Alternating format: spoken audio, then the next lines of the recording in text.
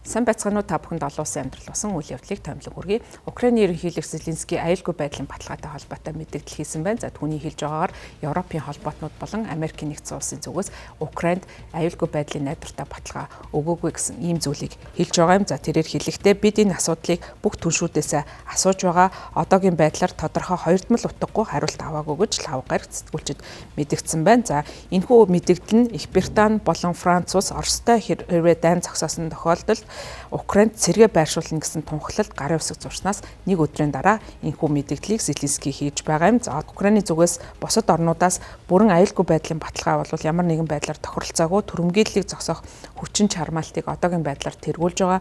Америкийн нэгдсэн улсын зүгээс ч гэсэн ийм тодорхой зүйлийг бол яриаггүй гэж хэлж байгаа. За одоогийн яригдж байгаа зүйл нь бол хүсэл зоригийн эвсэл нэртэй 30 гаруй орчныг хамарсан Парисын хэлэлцээр явагдсан. За энэ үеэр Их Британий ерөнхий сайд Кер Стамер Их Британи болон Франц улс ирээдүйн одоо хэрвээ Оросын холбооны улс ирээдүйд товтлсон тохиолдолд Украиныг хамгаалах аюулгүй байдлын баталгааны талаар ярилцсан. За ингэхдээ Украин даяар цэргийн төвүүдийг байгуулна гэж мэдгдсэн. За харин Франц улсын ерөнхийлөгч Эммануэль Макрон дараа нь мэдгэдэхдээ хэдэн мянган цэргийг бол зогсоох одоо ажиллагааг явуулах зорилгоор Украин руу илгээнэ гэсэн ийм зүйлийг бол хэлж байгаа. За Украин улсын хувьд энхийн яриа хэлцээтэй холбоотой асуудал дээр гол яригдж байгаа зүйл нь газар нутагтай холбоотой буулт хийх асуудал болж байгаа. За өөрөөр хэлбэл аюулгүй байдлын баталгаа гаргасан тохиолдолд Украин улсын зүгээс газар нутгийн тодорхой хэсгийг Оросын холбооны улсад өгөх шаардлага тавигдж байгаа. За тэгэхээр энэ хоёр асуудал бол Украиний дайнтай холбоотой өрнөж байгаа энхийн яриа хэлцээний гол тэргүүлэх асуудлуудын тоонд орж байгаа. За энэ одоо Парист болсон хэлэлцээртэй холбоотойгоор Москвагийн зүгээс ямар нэгэн тайлбар хийгээгүй байна. За Оросын холбооны улсын ерөнхийлөгч Путин 2022 оны 2 дугаар сард Украинд бүрэн хэмжээний давталгаа явуулах ийм одоо зарлиг шийдвэрийг гаргасан. За үүнээс хойш бол одоогийн байдлаар Москвагийн зүгээс Украинийн газар нутгийн 20 орчим хувийг хяналтандаа байлгасан байдалтай байна.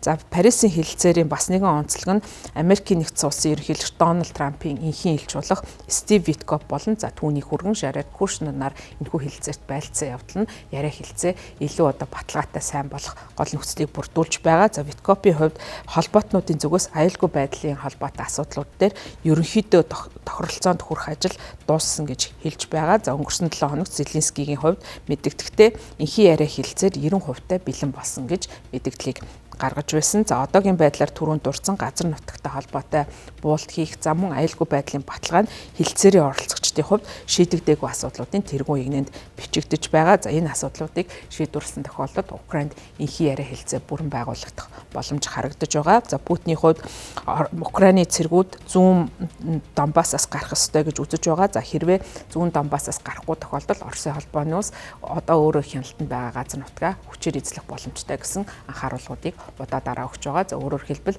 Украиний ерөнхийлөгчийн зүгээс газар нутгаа тавьж өгөх сонирхолгүй байгаа. За харин үүнийг нь бол Оросын холбооны улс хэрвээ ийм болтыг хийхгүй тохиолдолд хүчээр одоо өөрийн сансандаа хүрэх боломжтой гэж мэдэгдэж байгаа. Украиний хувьд одоогийн байдлаар газар нутгаа өгөхөөс татгалцсан хэвээр байгаа боловч зөвхөн Оросын холбооны улс мөн адил арга хэмжээ авсан тохиолдолд Украинд цэргээ тохиролцсон цэг хүртэл татаж болно гэсэн саналыг тавиад байгаа. За гэхдээ энэ бол газар нутгаа тавьж өгнө гэсэн зүйл биш гэдгийг Украиний ерөнхийлөгч хэлж байгаа. За тэгэхээр газар нутагтай холбоотой асуудал бол альва улсын гол одоо үндэс байдаг. За альва үндэстэй улсын гол үндэс бол газар нутаг. За газар нутгаа алдсан ус бол оршин тогтнох боломжгүй болдог учраас Украиний зүгээс газар нутгаа аль болох хамгаалан үлдэхийг зорж байгаа. За Оросын холбооны улсын хувьд бол дайн эхлүүлэх гол шалтгааных нь нэг нь бол зүүн Украинд болж байсан асуудал. За тэр дундаа энэ одоо бүс нутагт амьдардаг Орос хэлээр одоо ярилцаж байсан хүмүүсийн эрх ашиг зөрчсөн гэсэн ийм асуудлуудыг ярьж байгаа. За мөн энэ одоо газар нутгийг өөртөө одоо байлгах явдал нь бол Оросын холбооны улсын дайн эхлүүлэх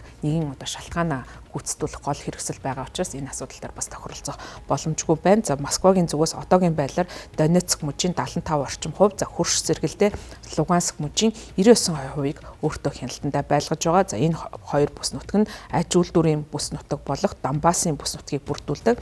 За Украинуудын хотуудын эсрэг за ялангуяа эрчим хүчнийхэн дэд бүтцийг нь эсрэг одоо дайралтуудыг Москвагийн зүгээс эрчимжүүлж байгаа. За ялангуяа 2025 онд бол Москвагийн зүгээс газар нутгийг эзлэх энэ үйл явцад бол их хэрхэн ахиц дэвшил гаргаж байгаа, маш их хэмжээний газар нутгийг дайн эхэлснээс хойш авсан гэж үзэж байгаа. 2025 он бол чухал он болж давшилтын он бол Оросын холбооны улсын цэргийн хүчнийхэн хувьд байгаа. За мөн Оросын холбооны улсын зүгээс бас Украины хариу тавталгаанд бол өртөж байгаа. За Украины зүгээс Оросын холбооны улсад байрлах байнууд руу нисгэгчгүй онгоц болон бусад одоо байдлаар хариу цохилтыг өгч байгаа. За гэхдээ Украины өгч байгаа цохилт нь хязгаарлагдмал түвшинд амжилттай байгаа нь харагдаж байна. За инхээр инхий яриа хэлцээг бол яаралтай зохион байгуулах юм шаардлага үүсэж байгаа. За ялангуяа Америкийн нэгдсэн улсын ерөнхийлөгч Дональд Трамп энэхүү яриа хэлцээнд голлох, оройлох үүргийг бол гүйцэтгэж байгаа. Цаашдаа ч гэсэн энэхүү яриа хэлцээг эцсийн байдлаар тохиролцоонд хүрэх ийм амлалтыг өгсөн. За түүний хувьд сонгуулийн кампанит ажлынхын нэг нь